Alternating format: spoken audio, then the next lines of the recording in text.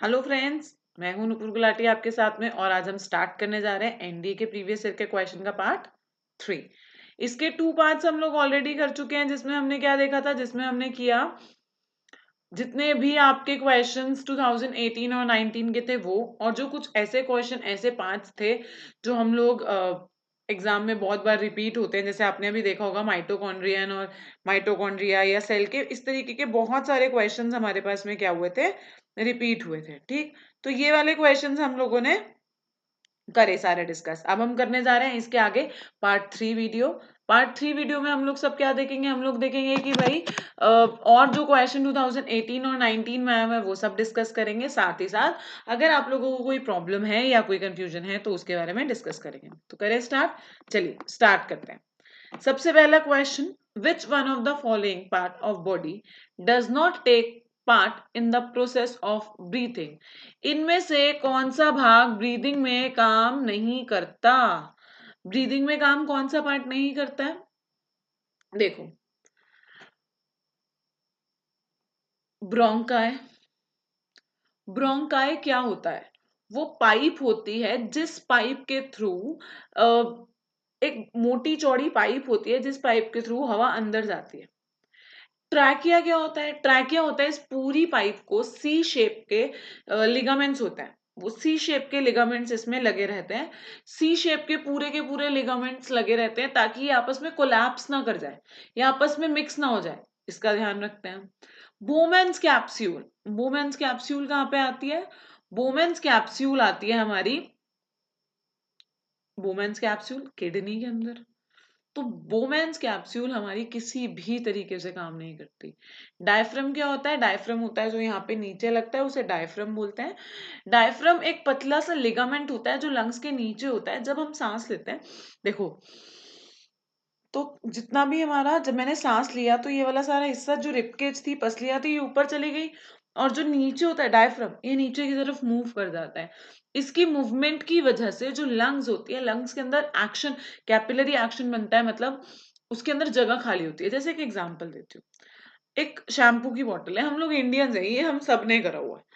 Shampoo की बोतल है, शैम्पू खत्म हुआ, क्या करेंगे, उसमें पानी भरेंगे। पानी कैसे भरेंगे? बहुत छोटा सा होल है उसमें, उसको दबा देंगे, उसमें से सारी हवा निकाल देंगे, पानी में डालेंगे, छोड़ देंगे, पानी भर जाएगा उसमें। ये हम बचपन से सीखे हुए हैं एक्सपेरिमेंट, क्योंकि हम कौन है, इंडियंस। तो ये हम पहले से ही करते हैं। तो हम लोग क्या करते हैं इसके अंदर, जब पानी सारा भर गया, सेम इसी तरीके से लंग्स करता है। डायफ्राम नीचे खींच जाता है, लंग्स खुल जाता है, लंग्स में जगह बन जाती है, बाहर से ऑक्सीजन आ जाती है। तो सब, इसका आंसर क्या हुआ? इसका आंसर हुआ बोमेंस ब्यूटम। बाकी सारे हमारे जो ब्रीदिंग है, ब्रीदिंग के अंदर काम करते हैं, सिर्फ बोमेंस कैप्सूल नहीं करता।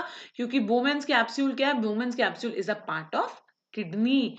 ये किडनी का पार्ट है, ये ब्लड को प्योरीफाई करने के काम में आता है। किडनी के अंदर एक होता है नेफ्रॉन, उस नेफ्रॉन का स्ट्रक्चर अगर देखोगे तो जो स्टार्टिंग का स्ट्रक्चर है, that is called as Bowman's capsule. तो बोमेंस कैप्सूल कहाँ काम में आता है? बोमेंस कैप्सूल काम में आता है हमारी किडनी के अंदर। बोमेंस कैप्सूल हमारे काम में नहीं आता ब्रीदिंग में। डन, आगे चलें। चलिए next part, next question, sorry. Next question वो बोलता है कि which of the following statement about classification of plant is correct. इसमें से क्लासिफिकेशन ऑफ प्लांट के लिए कौन सी करेक्ट है? Thallophytes have well differentiated body design. Thallophytes होता क्या है? थैलोफाइट्स होता है एल्गा। इन्होंने थैलोफाइट दिया हुआ है। थैलोफाइट का दूसरा नाम जो होता है वो होता है एल्गा।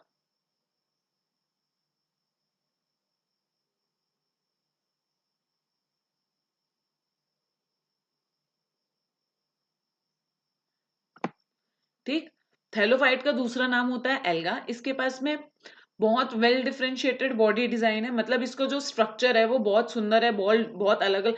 डिफरेंशिएटेड मतलब हुआ कि 3-4 पार्ट में डिवाइडेड है, जैसे हम लोगों की बॉडी 3 से 4 पार्ट में डिवाइडेड होती है। दूसरा, फ्यूनेरिया एज अ फंगस। क्या फ्यूनेरिया फंगस है? नहीं, फ्यूनेरिया फंगस है ही नहीं। फ्यूनेरिया क्या है? इसका आंसर क्या होगा? बी होगा। क्यों भाई? फ्यूनेरिया क्या होता है? फ्यूनेरिया हमारा ब्रायोफाइट्स का आता है। फ्यूनेरिया ब्रायोफाइट्स का एक एग्जांपल होता है। ब्रायोफाइट्स वो पौधे होते हैं जो पानी में भी रह सकते हैं और जो जमीन पर भी रह सकते हैं। उन पौधों को हम लोग क्या बोलते हैं, उन पौधों को हम लोग बोलते हैं, उन पौधों का एक एग्जाम्पल है फ्यूनेरिया, इनको हम बोलते हैं ब्रायोफाइट्स, या हम इनको एम्फीबियन ऑफ प्लांट किंगडम भी कहते हैं। तो मार्केंशिया, फ्यूनेरिया, लिवरवॉर्ट या मोसिस, ये ब्रायोफाइट्स का एग्जाम्पल है, ये फंगस नहीं है। बाकी दोनों ठीक है इसके, ठीक है। Next question, which one of the following is the correct sequence of level of hierarchy of classification of organism from higher to lower? उच्चतर से निम्नतर की ओर जीवों के वर्गीकरण के पदानुक्रम के स्तरों का सही अनुक्रमण निम्नलिखित में से कौन सा है? इसकी हायरार्की बतानी है। ये हायरार्की हम लोगों को कैसे, हम लोग को कहाँ से पता लगेगी? इसकी हायरार्की हम लोग को याद करनी पड़ेगी। इसकी हायरार्की हम लोग को याद कैसे करनी पड़ेगी? इसका हायरार्की होती क्या है? इसकी हायरार्की होती है kingdom, phylum, class, order, family, genus, species. देख लो आप लोग कौन सा करेक्ट है। Kingdom, phylum, class, order, family, genus, species, ऐसे होती है, ठीक है। तो अगर मैं उसके हिसाब से चलूं, ये पूरी हायरार्की होती है। हायरार्की का मतलब क्या है? देखो भाई, हम लोगों को वर्गीकृत करना है जीवों को। हम जीवों को वर्गीकृत कैसे करते हैं, अलग अलग कैसे करते हैं, क्लासिफाई कैसे करते हैं? हम उनका ग्रुप बना देते हैं। पर अगर मुझे किसी एक इंसान को, किसी एक जीव को, किसी एक प्रजाति को क्लासिफाई करना है तो कैसे करेंगे? पहले जैसे हम लोग क्या बोलते हैं? हम लोग बोलते हैं बिल्ली, शेर, तेंदुआ, चीता, टाइगर, लायन, ये सारे के सारे एक ही फैमिली के हैं। जैगुआर, ये सारे के सारे एक ही फैमिली के हैं। अब सारे के सारे एक ही फैमिली के हैं, पर हैं क्या ये? है तो ये शेर। फैमिली इनकी सेम है, पर इनका जीनस और स्पीशीज अलग होगा। इनका ऑर्डर सेम होगा, क्लास सेम होगा, फाइलम सेम होगा, किंगडम सेम होगा, पर इनका जीनस और स्पीशीज क्या होगा? सबका अलग अलग होगा। अगर हम लोग इंसान और अगर हम लोग शेरों का चेक करें तो हम लोग का किंगडम सेम है। हम दोनों एनिमल किंगडम है, हम दोनों जानवर हैं। हम सिर्फ मैं नहीं, तुम लोग भी, सब लोग इंसान है, जानवर, ठीक है। ऐसा नहीं है मैम बोल रही है तो सिर्फ आप ही जानवर हो, सब जानवर है। इंसान जो होते हैं ये बड़े वाले जानवर होते हैं, तो हम लोग सब कौन है? हम लोग सब जानवर हैं।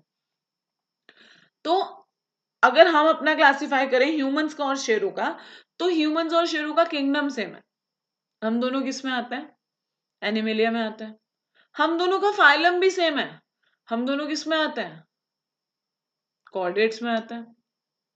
हम दोनों का क्लास भी सेम है। हम दोनों किस में आते हैं? मैमल्स में आते हैं। पर हमारा फैमिली, जीनस, स्पीशीज, ये सब क्या है? ऑर्डर, फैमिली, जीनस, स्पीशीज क्या है? अलग अलग है। तो ये क्या होता है? ये क्लासिफिकेशन करने का तरीका होता है। किसी भी जीव को किस तरीके से क्लासिफाई किया जा सकता है? भाई इसके कॉमन फीचर्स कैसे हैं? ये जानवर है और इंसान भी जानवर है, तो हम सब इनको एनिमल किंगडम में रख देते हैं। फिर हम बोलते हैं कि भाई हाँ ठीक है, हमें समझ तो आ गया, पर इनके पास में पीछे एक कॉर्ड भी है, और ये इस तरीके से कॉर्ड इनकी सीधी भी रहती है, तो मतलब ये कॉर्डेट्स है। कॉर्डेट्स तो शेर भी है भाई, इनको इकट्ठा रख देते हैं। फिर बोलते हैं अरे अरे ये तो मैमल्स भी है, तो अपने बच्चों को दूध भी पिला सकते हैं, फिर ये इकट्ठे हो गए। पर अब अलग कहाँ से है? अलग आए कि भाई हम लोगों का जो डाइजेस्टिव सिस्टम है, सारा इंटरनल बॉडी इंटैक्ट है, अलग है शेरों से। तो यहाँ पर क्या हुए? हम लोग अलग हुए, हम लोग का नाम अलग हुआ, हम लोग की फैमिली अलग हुई, यहाँ पर हम लोग अलग आए, पर शुरू से हम लोग सेम आते रहे। इसको बोलते हैं हायरार्की। हायरार्की में हम सारे जीवों को इकट्ठा करते हैं। जीवों को इकट्ठा करके क्या करते हैं? सारे जीवों को इकट्ठा करते हैं, और जीवों को इकट्ठा करके उनको अलग अलग ग्रुप्स में अलग अलग तरीके से नाम में डिवाइड कर देते हैं। तो इसका correct answer is phylum, class, order, family, genus, species. ये 2018 का ही क्वेश्चन है, ठीक है। ये 2019 में आया था पर घुमाकर, ठीक है। आगे चलें। दूसरा देखो, family, class, phylum, class, family, order, genus, गलत है। Family, order, class, species, genus, गलत है। क्लास, फैमिली, ऑर्डर, स्पीशीज, गलत है। ये क्वेश्चन आप तभी बता पाओगे जब आपको पूरे हायरार्की याद होगी। आपको किंगडम से लेकर स्पीशीज तक पूरी हायरार्की याद होनी चाहिए। Kingdom, phylum, class, order, family, genus, species.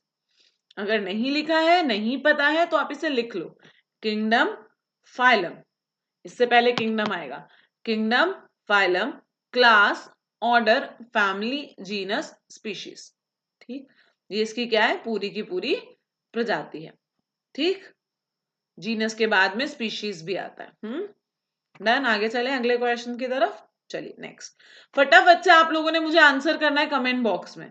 कोई भी ये नहीं सोचेगा भाई आंसर बताओ, तो हम सिर्फ सुन रहे हैं, नहीं, आप फटाफट से आंसर करेंगे और इन द एंड आप लोग अपने मुझे मार्क्स कमेंट सेक्शन में लिख करके बताएंगे आप लोग को कितने क्वेश्चन आते थे, कितने सही हुए, कितने गलत हुए, ठीक है, और कितने नहीं आते थे ये भी बताना है। चलिए, विच one of the following statement about meristematic tissue in plant is correct? पादपों में मेरिस्टेमी उत्तकों के बारे में निम्नलिखित में से कौन सा कथन सही है?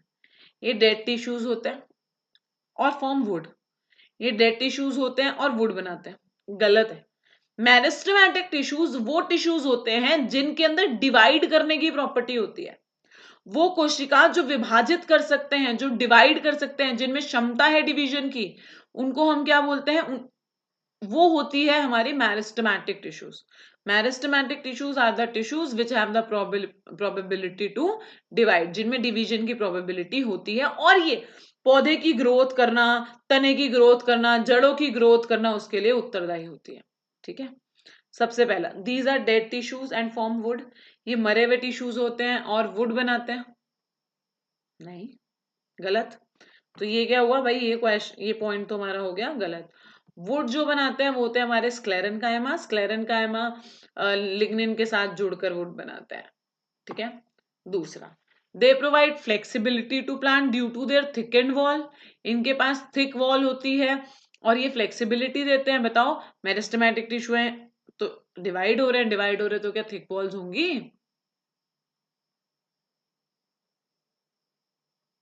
नहीं, ऑब्वियसली ये भी गलत हो गया हमारा, ये भी सही आंसर नहीं है भाई, गलत है ये भी, ठीक है, ये भी क्या है, गलत है।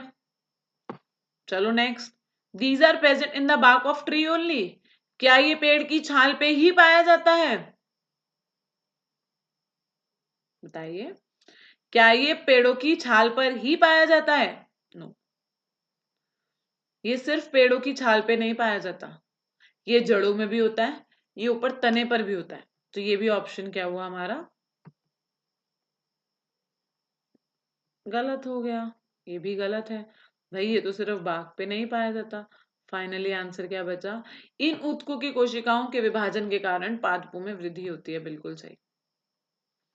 मेरिस्टेमेटिक टिश्यूज वो टिश्यूज होते हैं जिनमें डिवाइड करने की क्षमता होती है, which have the capacity to divide, इनके पास कैपेसिटी होती है ये डिवाइड कर सकें, ये क्या करते हैं, डिवाइड कर सकते हैं, अपने आप को तोड़ सकते हैं, इनके अंदर क्षमता होती है। तो ये क्या होता है, इसको हम लोग क्या बोलते हैं, इसको हम लोग बोलते हैं मेरिस्टेमेटिक टिश्यूज, वो tissues which have the probability to divide. आगे चलें, अब डिवीजन कहाँ का चाहिए, डिवीजन चाहिए तने पे, पेड़ को या तो ऊंचा बढ़ना है या चौड़ा होना है, जड़ें नीचे जानी है या ऊपर बढ़ना है, तो इसकी जड़ों में भी पाए जाते हैं, ऊपर तने पे भी पाए जाते हैं, स्टेम में भी पाए जाते हैं, ये सारी जगह पे जहां जहां पर भी डिवाइड करना है, जहां जहां पर भी इसको ग्रोथ चाहिए, वहां वहां ये पाए जाते हैं। आगे चले, नेक्स्ट क्वेश्चन, चलिए, who among the following first discovered the cell, सबसे पहले सेल की खोज किसके द्वारा की गई? सबसे पहले सेल की खोज किसके द्वारा की गई? इसका आंसर बताओ, सबसे आसान क्वेश्चन है भाई गॉड, इससे आसान क्वेश्चन नहीं आ सकता। सबसे पहले सेल की खोज करने वाले इंसान थे रॉबर्ट हुक, इन्होंने कब करी थी, 1665 में,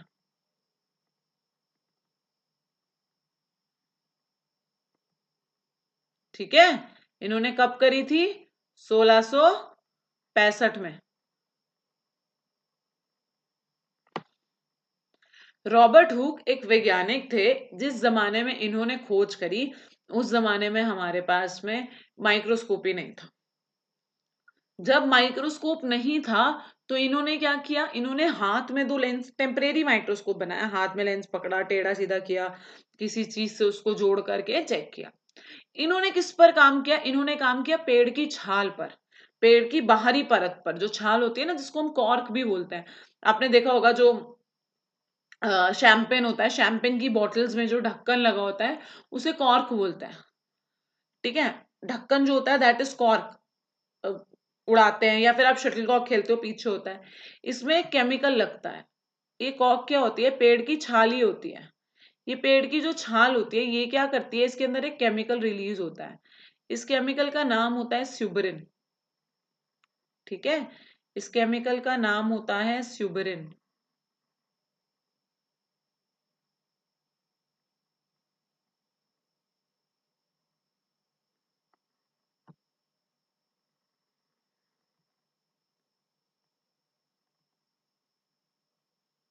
ठीक है, इस केमिकल का नाम होता है स्यूबरिन, ये शायद H बन गया है, आप इसको स्यूबरिन लिख लेना। स्यूबरिन होता है एक केमिकल, पौधा रिलीज करता रहता है।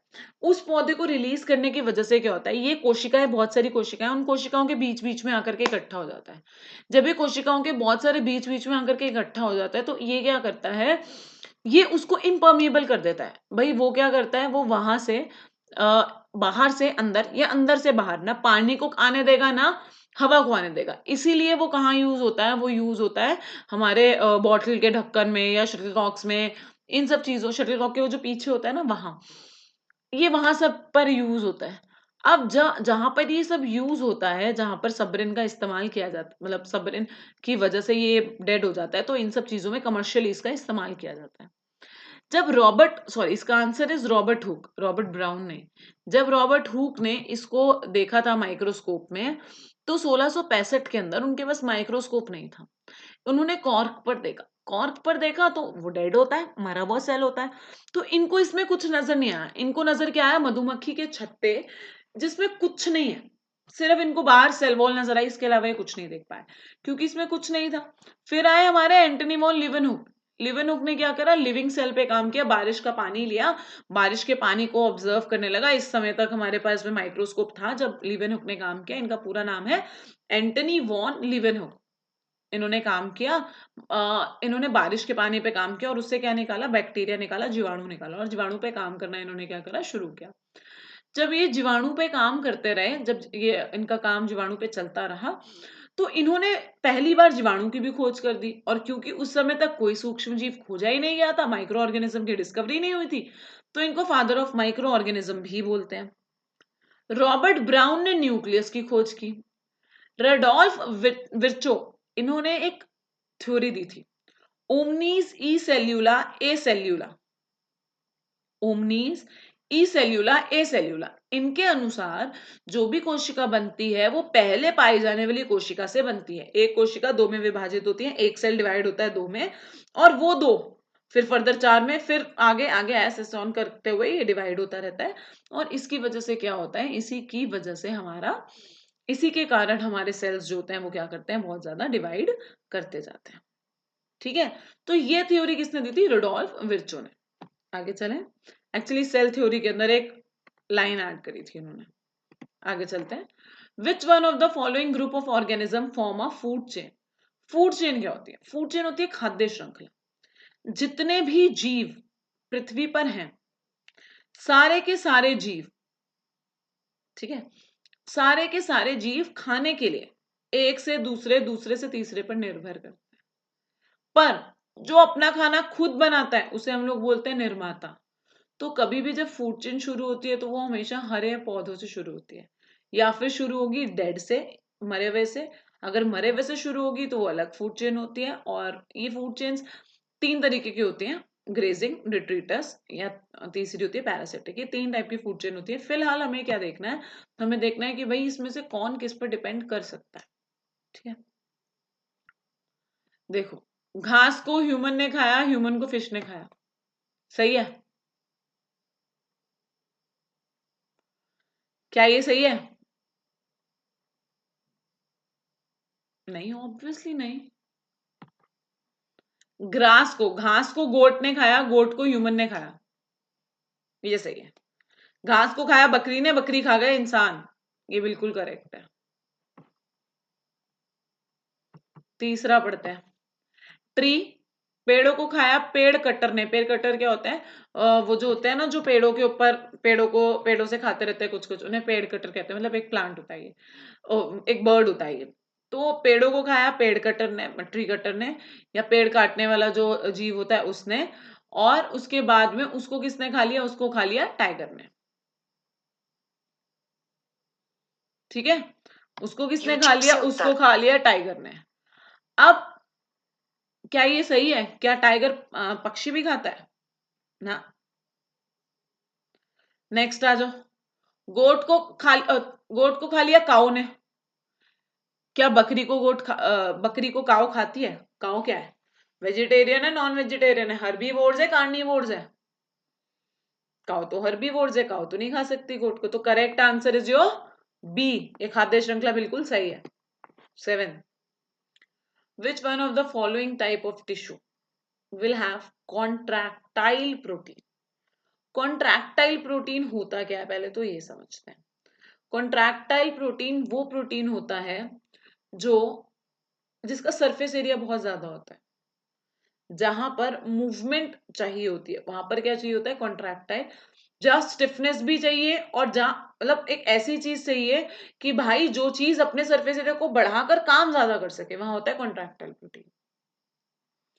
नर्वस टिश्यू ब्रेन का काम करती है, ब्रेन को मैसेज लाना ले जाना का जो भी काम होता है नर्वस टिश्यू का होता है। इसका दूसरा नाम होता है न्यूरॉन। न्यूरॉन के पास में कोई भी कॉन्ट्रैक्टाइल प्रोटीन नहीं पाया जाता, मतलब इसके पास एक्चुअली प्रोटीन्स पाया ही नहीं जाता है। ठीक है। मसल टिश्यू, मसल टिश्यू के पास भी बहुत प्रोटीन नहीं होता। ब्लड के पास जो भी प्रोटीन होता है वो एक से दूसरी जगह से तीसरी जगह ले जाने और लाने का काम करती है। और सबसे ज्यादा प्रोटीन आपको पता है हड्डियों के पास, इसलिए जब हड्डियां टूट जाती हैं तो हमको क्या खाने बोलते हैं, बोन्स। मसल्स भी प्रोटीन की बनती हैं पर कॉन्ट्रैक्टाइल नहीं। ठीक है, आगे चलें, कोई दिक्कत है यहां तक? Next question, if bye unknown accident the acid secreting cell of the stomach wall of an individual are damaged, digestion of which one of the following biomolecule will be affected to the greater extent?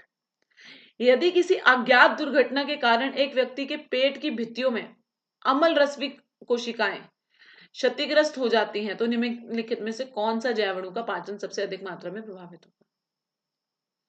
सबसे पहले मुझे बताओ कि भाई जो HCl है, फटाफट से कमेंट सेक्शन में मुझे कमेंट करके बताओ।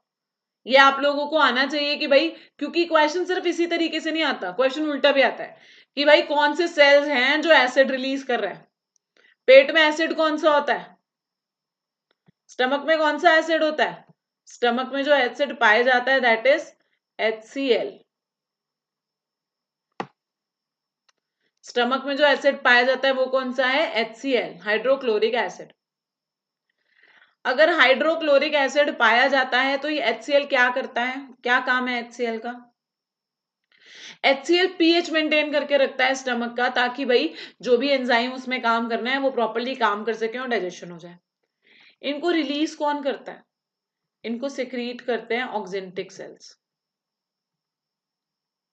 इनको सिक्रीट कौन करते हैं, इनको सिक्रीट करते हैं ऑक्जेंटिक सेल्स। ऑक्जेंटिक सेल्स उनका नाम है। ये स्पेशलाइज सेल्स होते हैं जो कहाँ पाए जाते हैं, जो पाए जाते हैं आपकी स्टमक के अंदर, और ये HCl को बनाते हैं। अब वो ये पूछ रहा है कि भाई अगर ये वाले सेल जो हैं, ये वाले जो सेल हैं ऑक्जेंटिक सेल्स जो है, ये जो ऑक्जेंटिक सेल अगर डैमेज हो जाए, अगर यही सेल किसी एक्सीडेंट के कारणवश डैमेज हो जाए, खत्म हो जाए, नष्ट हो जाए, तो हम लोग किसका डाइजेशन ठीक से नहीं कर पाएंगे। सबसे पहले बताओ HCl की वजह से डाइजेशन होता किसका है? सबसे पहले माउथ में होता है कार्बोहाइड्रेट का डाइजेशन, कंप्लीट हो जाता है। कंप्लीट डाइजेशन कंप्लीट नहीं होता, स्टार्ट हो जाता है। तो यानी कि माउथ के अंदर क्या होता है, कार्बोहाइड्रेट का डाइजेशन होता है। ठीक है, फिर दूसरा बात करते हैं कि भाई इसके अंदर पेट में किसका डाइजेशन होता है, कार्बोहाइड्रेट का डाइजेशन तो यहां से चल रहा है, यहाँ स्टमक में जाएगा। स्टमक में कार्बोहाइड्रेट का डाइजेशन प्रॉपर पूरा नहीं होता, पर इसकी चर्निंग मूवमेंट शुरू हो जाती है, मूवमेंट शुरू हो जाती है। 3 से 4 घंटे तक वो स्टमक में रहता है और HCl उसके साथ मिक्स हो जाती है। ठीक, तो अगर हम बात करें डाइजेशन किस किस का होता है, तो प्रोटीन का भी होता है एंड कार्बोहाइड्रेट का भी होता है, पर डाइजेशन जो माउथ से चलता आ रहा है वही चलेगा। ठीक है, समझ में आप? तो इसका आंसर क्या होगा, डी, प्रोटीन और कार्बोहाइड्रेट। अगर ये पूछता भाई कि माउथ में किसका डाइजेशन होता है, अगर ये पूछता कि माउथ में किसका डाइजेशन होता है, तो माउथ में होता है कार्बोहाइड्रेट का, कौन करता है, अल्फा सलाइवरी एमाइलेज। पेट में किसका होता है, प्रोटीन, बेसिकली प्रोटीन का, कौन करता है, पेप्सिन एंजाइम। तो अगर वो पूछ रहा है कि एक्सटेंट पर, ग्रेटर एक्सटेंट पर, सॉरी ये कोई आंसर नहीं होगा, अगर वो ये पूछ रहा है कि भाई ग्रेटर एक्सटेंट पर सबसे ज्यादा किसका नुकसान होएगा, तो प्रोटीन का। इसका आंसर होगा प्रोटीन। ठीक है, चले आगे। प्रोटीन एंड कार्बोहाइड्रेट नहीं हो सकता, कार्बोहाइड्रेट का डाइजेशन माउथ से शुरू होता है पर बहुत एक्सटेंट पूछ रहा ना, वो पूछ रहा सबसे अधिकतर प्रभावित होता है, तो अधिकतर कार्बोहाइड्रेट नहीं होगा। सिर्फ कार्बोहाइड्रेट नहीं होगा। क्यों सिर्फ कार्बोहाइड्रेट क्यों नहीं होगा? क्योंकि कार्बोहाइड्रेट का डाइजेशन कहाँ होता है? माउथ में। अगर किसी कारणवश लार ग्रंथियां निकालनी पड़ जाए, सलाइवरी ग्लैंड निकालनी पड़ जाए, तो हमारा लार ग्रंथि, अदरवाइज हमारा मतलब कार्बोहाइड्रेट अफेक्ट नहीं होगा। लिपिड भी नहीं होगा। लिपिड क्या होता है? लिपिड एक तरीके का फैट्स होता है, और लिपिड जो फैट्स होता है ये हमारी बॉडी बनाती है। जो भी आप फैट्स खाते हो भाई, जो भी आप फैट्स खाते हो इसके फॉर्म में, तेल, घी, बटर, ये सब जो भी आलू खा रहे हो, स्टार्च खा रहे हो, जो भी आप लोग खा रहे हो फैट्स एंड ऑल, उसको तोड़ करके हमारी बॉडी जो सेल जो होता है खुद फॉर्म करता है लिपिड को। ठीक है, next, which one of the following statement about DNA is correct? DNA में से, डीएनए के लिए इसमें से कौन सा कथन सही है? 2016 का क्वेश्चन है। ठीक है, DNA is the hereditary material of all organism. Hereditary material होता है अनुवांशिक पदार्थ, मतलब माँ बाप से बच्चों में, बच्चों से बच्चों में, बच्चों से बच्चों में ट्रैवल करता है। और हाँ, डीएनए एक ऐसी चीज होती है जो माँ बाप से बच्चों में, बच्चों से बच्चों में और बच्चों से बच्चों में ट्रैवल करता है, पीढ़ी दर पीढ़ी आता है। आप देखो, हमारी जो शक्ल है हमारे माँ बाप पर जाती है। नोज, नोज जो होती है वो ज्यादातर पापा पर मिलती है। 99.9% केसेस में नोज जो होती है वो पापा पर जाती है। तो हमें कैसे पता हमारे पापा की नोज कैसी है? वो हमें कहां से पता लगेगा? वो कोई ना कोई चीज तो आती है भाई, जो मैसेज लेकर आती है कि भाई देख, तेरे पापा की नोज जो थी ना वो ऐसी ऐसी थी, तूने भी क्या करना है, ऐसा ऐसा बना देना है। तो वो चीज क्या है? वो चीज है डीएनए। डीएनए एक पीढ़ी से दूसरी पीढ़ी पर लाता है। ये प्रूफ किसने किया था? ये प्रूफ किया था एक साइंटिस्ट है जिनका नाम था हार्शी एंड चेस। हार्शी एंड चेस नाम था।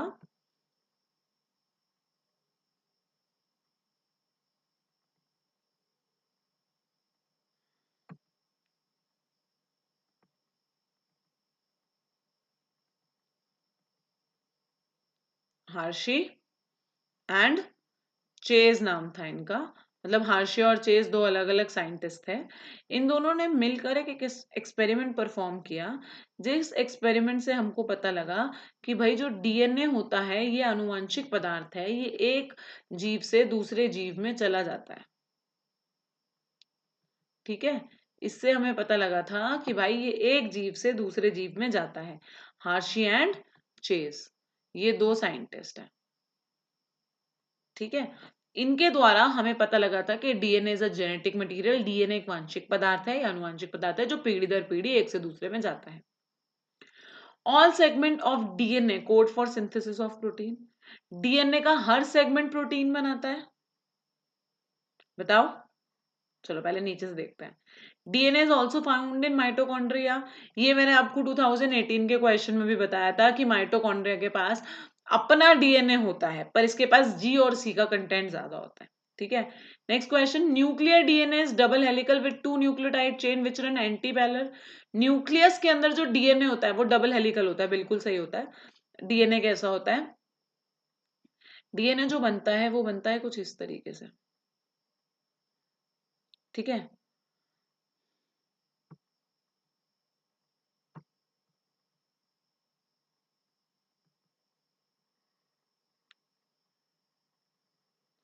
डीएनए जब बनता है तो वो बनता है कुछ इस तरीके का। आगे चले, डबल हेलिकल स्ट्रक्चर हुआ। डबल हेलिकल स्ट्रक्चर हुआ मतलब ये दो श्रृंखलाओं से मिलकर के बना है। पर इसकी ना एक इंपॉर्टेंट चीज होती है, इसकी एक इंपॉर्टेंट बात होती है। ये जो होता है ना, इसकी ये एंटी पैरेलल डायरेक्शन में होता है। ये 3' है, तो ये जुड़ेगा किससे? ये जुड़ेगा 5' से।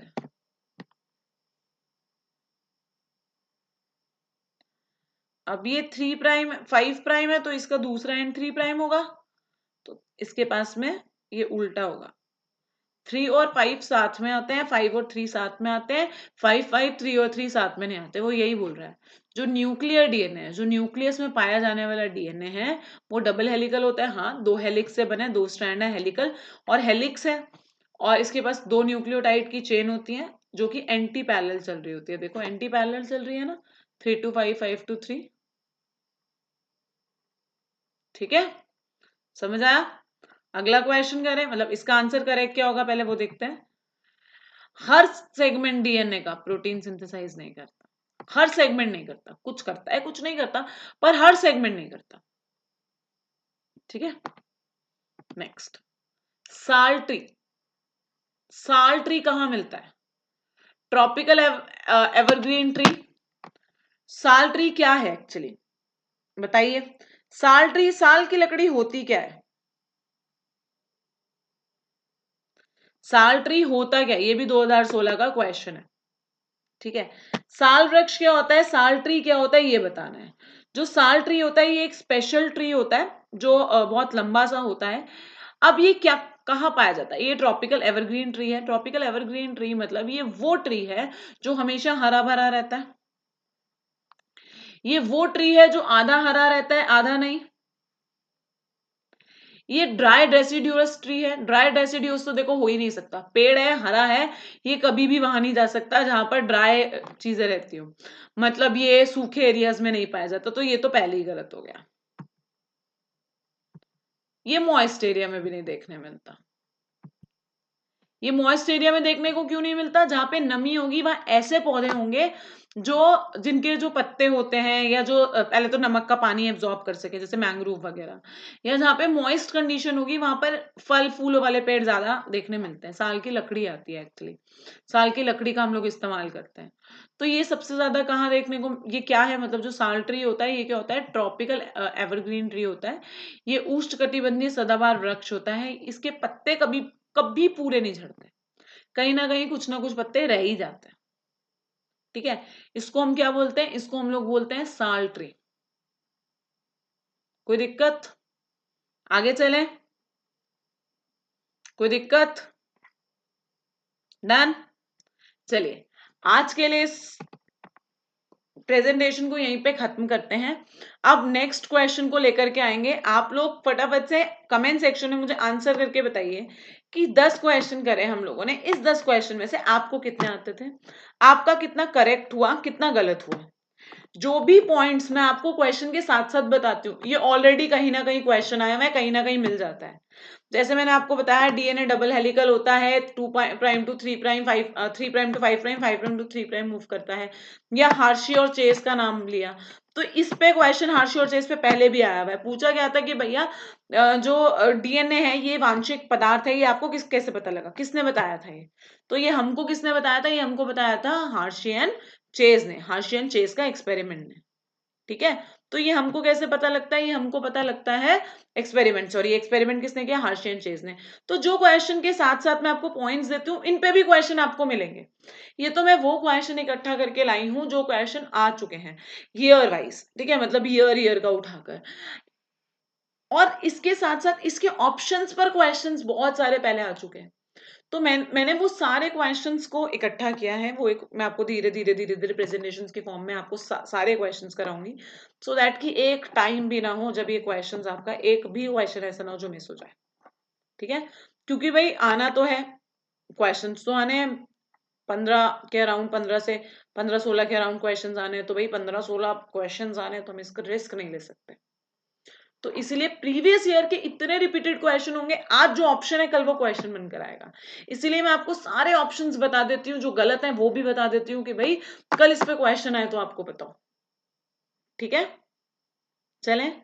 बाकी आप लोग मुझे किसी भी जगह पर, अगर आपको लगता है आपको कोई प्रॉब्लम है, आपको मुझसे कुछ पूछना है 24/7, तो आप किसी भी जगह पर मुझे मैसेज कर सकते हैं, किसी भी सोशल मीडिया साइट पर। मेरा नाम नूपुर गुलाटी है। आप लोग मुझे फेसबुक, इंस्टाग्राम, कहीं पे भी जहां पर आपको लगता है आप कन्वीनियंट है, आप मुझे वहां पर मैसेज कर सकते हैं। नहीं तो आप यूट्यूब में मुझे डेफिनेटली अपने कमेंट सेक्शन में लिख करके बताइए कि भाई जो आप लोग क्वेश्चंस कर रहे हो ये तो मुझे जरूर बताना।